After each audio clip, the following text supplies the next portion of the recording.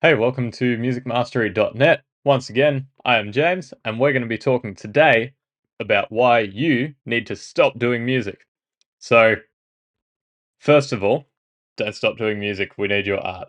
But recently, I've been reading The 48 Laws of Power by Robert Greene, and one of his theories slash theses is that you need to stop and you need to take a break. And the reason that you need to do that is twofold. So, the first reason is that whenever you take a leave of absence, you get a bit more perspective on whatever situations you're in, and you get a bit more room to figure out what's going on, figure out if there's any problems going on that you need to address.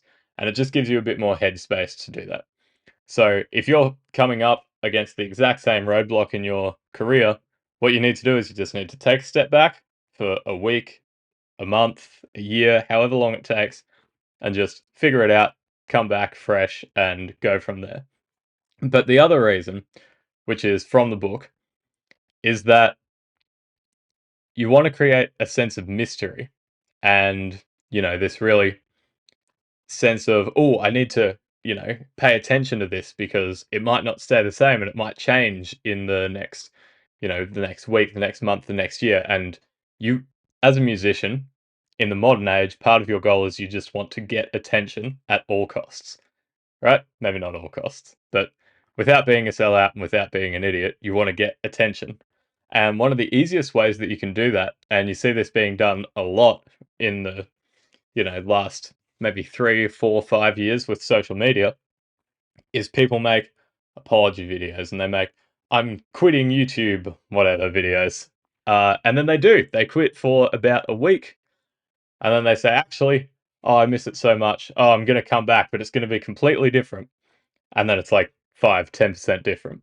So the way that you're going to do that for your music is you're going to say, you're going to put up posts everywhere on social media.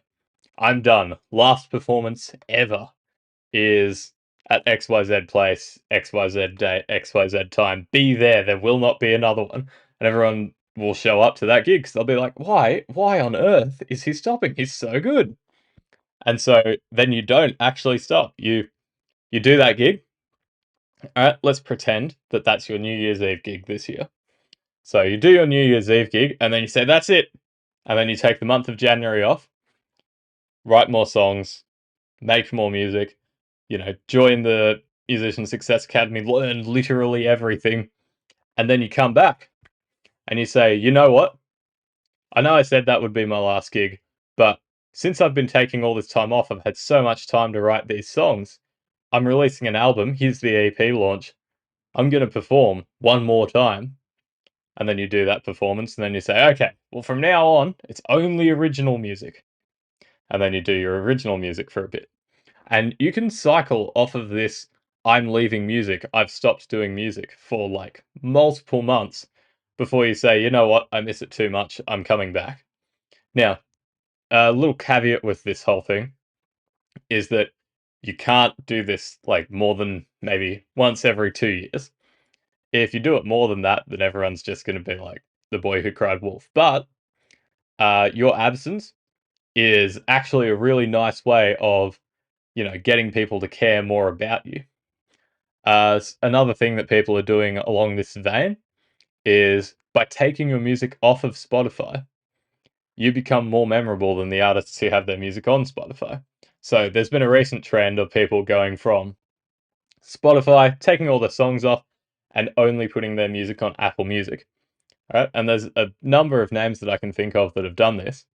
And if I go through my liked songs, and so I use Spotify personally, and if I go through my liked songs, and there's, let's say, 1,000 songs in there, all right, I might be able to name 80 off the top of my head, but then I will have this entirely separate category of my brain for songs that I'm annoyed that I can't get on my liked songs playlist anymore because those people are not available on Spotify. And so one way that you can utilize this is you can start going onto, say, Bandcamp, and you can say, my music is now only available through Bandcamp. And so then you've released all your songs on Bandcamp, you take them off everywhere else. People can still see the icon in their playlists, but they can't get it unless they go to Bandcamp and pay you some hectic money. So, that is why you should stop doing music. And this is another edition of musicmastery.net. If you liked this, if you want more free stuff, make sure you like this one because you liked it, and subscribe because you want more free stuff. But if you are really interested in taking your music career to the absolute next level, and you want more in-depth, long-form training on how to just get ahead in every area, click the top link in the description and have a look at the Musician Success Academy. All right, take care. Bye.